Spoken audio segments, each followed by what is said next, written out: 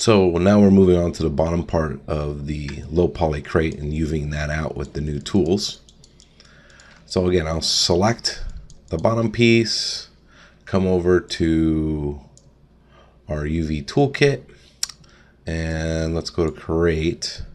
So I'm going to minimize all this stuff right now to keep it a little bit simpler. And we'll just kind of cycle through.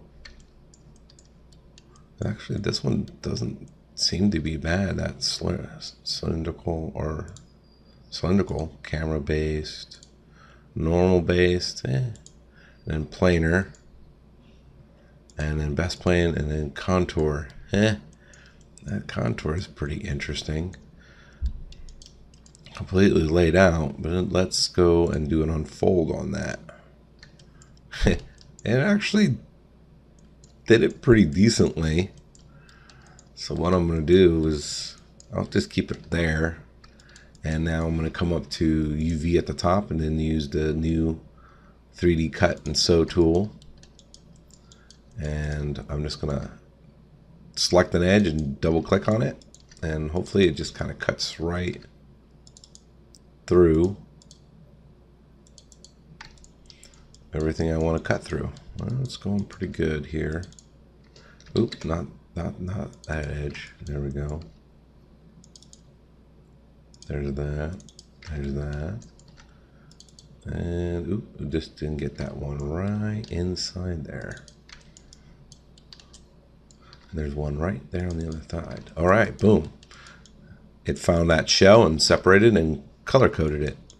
Awesome. The other thing I can do to help speed this process up a little bit more is to actually turn on mirroring. So I'm going to turn this off. I'm going to go to edge mode.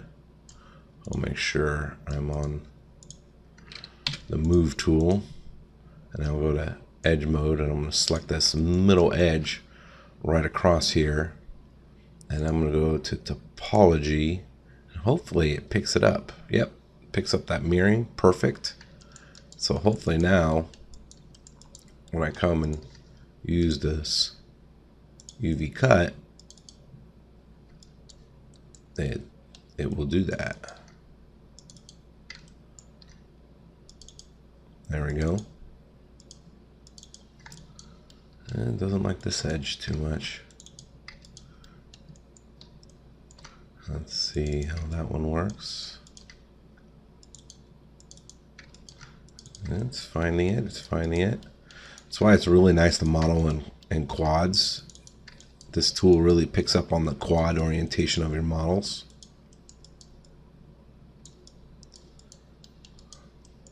Feels like there's one thing kind of missing. It's not allowing it to separate. Aha, right there. Boom. Now let's do the other side.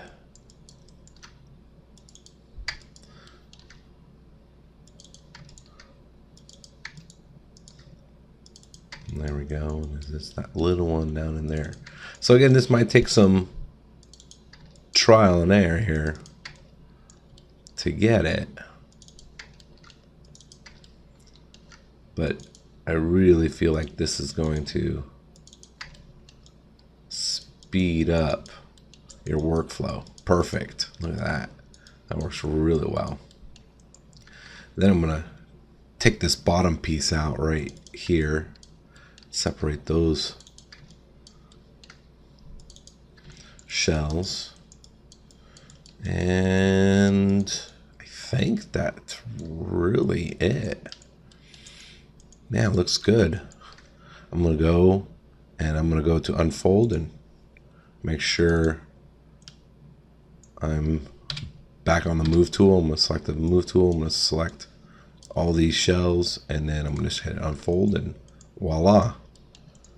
Actually did pretty decently. And let's just do an align. Sorry, let's do arrange and layout. Shift and left mouse click on bring up the options. Double check our options. Make sure everything looks good. Looks like all the same settings I had last time.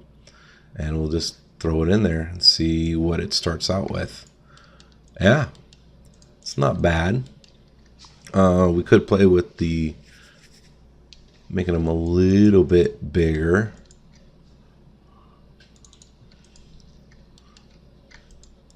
And rearranging a few things. But it's not bad at all. Let's go to UV shell. And right now you can see it's still doing symmetry. So at this point we don't need symmetry, so I'm going to turn this off. So I always want to double check.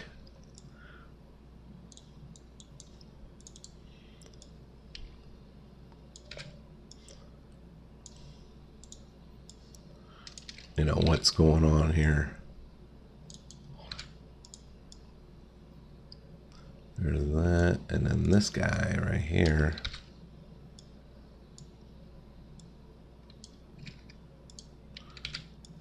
Right there.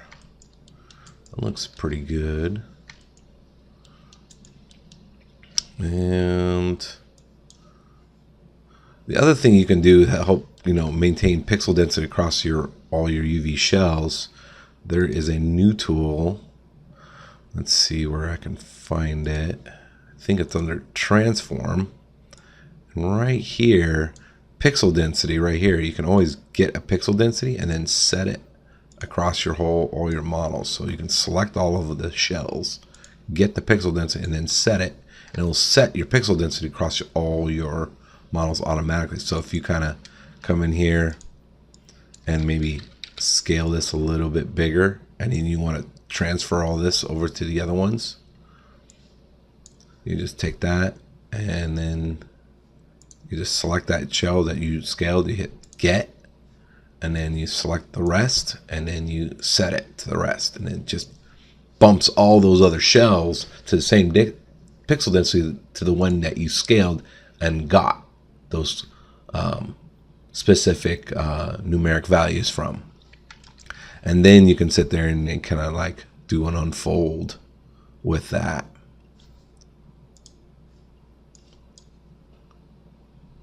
Or I should not say unfold, but a layout. There we go. That's a better arrangement there for sure.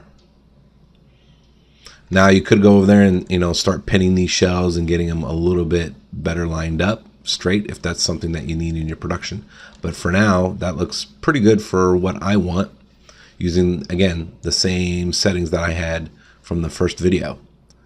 And now my UVs are done. Again, always double check it with the texture pattern up here at the top, and that looks pretty good across the board. Bottom, all that. So within, if you were just kind of speeding through this, there you are. You could probably get UVing done. If you start mastering these tools, you can get UV done probably in less than 10 minutes, and then get that rolling. All right. So those are the some of the new tools. Again, I've put up other videos from Autodesk to talk more about the other tools, but for this specific sci-fi crate and what you need for this assignment, these simple new tools will help speed up your workflow. All right, I'll talk to you guys later.